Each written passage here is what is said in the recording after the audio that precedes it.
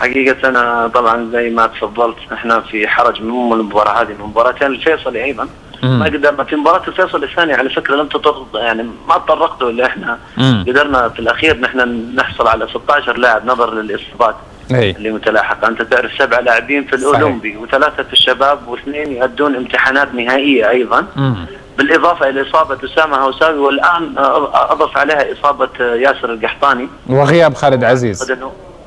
وغياب خالد عزيز. ايضا انت تتكلم ايضا عن حضور ايضا التمرين الاول للكابتن كريستيان ويلهامسون بعد ما انضم، بعد انه تاخر في الرحله بسبب يعني رزق مولوده. يعني هذه كل المعطيات لمباراه الغد، لكن اعتقد انه ما في الفرق انك تلعب يكون عندك 17 لاعب او 18 لاعب، الخيارات تكون اقل، لكن اعتقد الموجودين خيارات قوية وخيارات حاضرة، وحتكون لها كلمة كبيرة في مباراة غدا إن شاء الله. سامي، ما قدرتوا يعني في ظل هذا الظرف تخاطبون إدارة المنتخب الأولمبي بالتحديد؟ أقول المنتخب الأولمبي لأنه لاعبيكم أنتم في المنتخب الأولمبي محترفين ليسوا هواة، من حقكم أن تأخذوهم قبل المباراة ب 24 ساعة. مباراة المنتخب الأولمبي يوم الأحد. صحيح. لماذا لم تخاطبوهم خاصة أنهم محترفين وليسوا هواة؟ لا، خطبنا الأولمبي الأولمبي نعم، بحيث ان احنا عندنا تقريبا 4 لاعبين يشاركون كأساسيين وهم محترفين. نعم محترفين. انت تتكلم عن 7 لاعبين، لكن اعتقد ان عندنا اكثر من 3 إلى 4 لاعبين محترفين.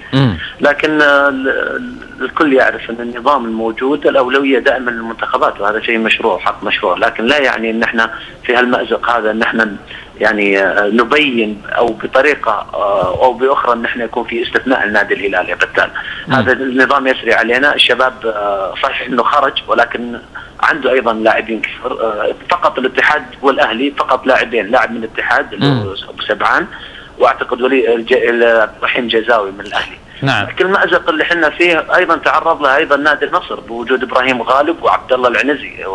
الا توافقني الراي بتال؟ ايوه، لكن انا اتكلم سامي نسبه وتناسب. انه انت عندك الان اكثر من 12 لاعب في المنتخبات السعوديه بين الشباب والاولمبي، وانت في حرج، لديك 6 اصابات في الفريق، لديك تاخر للاعب محترف، انت لا تستطيع اكمال قائمه في مباراه كلاسيكو لن تحضر ب 18 لاعب، يعني هذا لا يحدث في العالم.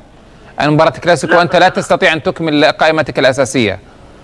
اي حتى لو انا مثلا بطلب من الاتحاد السعودي بقى اتذمر من مباراه بكره ان عندي نقص في تقريبا 10 عناصر في المنتخبات السنيه من الاولمبي والشباب، هذا معناته انه ما عندي ثقه ابدا في العناصر الموجوده، بل بالعكس انا اقول انه ب 17 لاعب او باللاعبين الموجودين بالتالي هذا كلام ليس من رفع الروح المعنويه. انا متفائل جدا اكثر لو كان من 18 لاعب، لاني متاكد ان الرجال الموجودين وهذا يعني اللاعبين الموجودين، وهذا الشيء انا لمسته من خلال تمرين اليوم ايضا، اصرار وعزيمه كبيره. يعني هي مباراه كره قدم، اعتقد انه التركيز الموجود من اللاعبين واحساس بالنقص من اللاعبين حيولد قوه اكثر، وحيكون فيه ان شاء الله مستوى، والجميع يعرف انه هذا الغياب قسري، ولكن ما اعتقد انه راح يكون يعني مؤثر بطريقه كبيره، نظرا لان اللاعبين اللي راح يشاركون في مباراه الغد ايضا لاعبين كبار، انا اصح انه لاعبين جاهزين تامه ان شاء الله. سامي، لن تكون موجود انت ايضا؟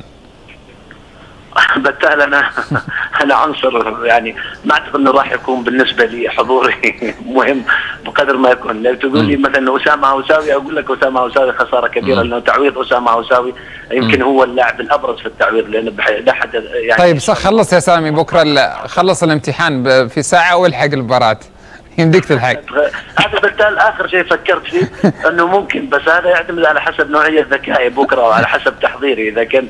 لكن اذا انت تحب الورقه بكره تكون فاضيه راح اتركها من الساعه 7 تقريبا عشان افهم على المباراه. لا ارجو لك التوفيق في الامتحان، ارجو التوفيق للهلال والاتحاد ايضا في تقديم مباراه. اعطيني فرصه يعني. تفضل. ابغى اعلق على مباراه بكره بالنسبه لنا مباراه يعني تعني لنا الشيء الكثير والكبير. نعم. لكن صدقني يعني برجع واقول لك انه يا بتال المباراه ليست بالاسماء بقدر ما هي بالتركيز وبالحماس وبالروح، وهذا ما ستشاهده غدا باذن الله.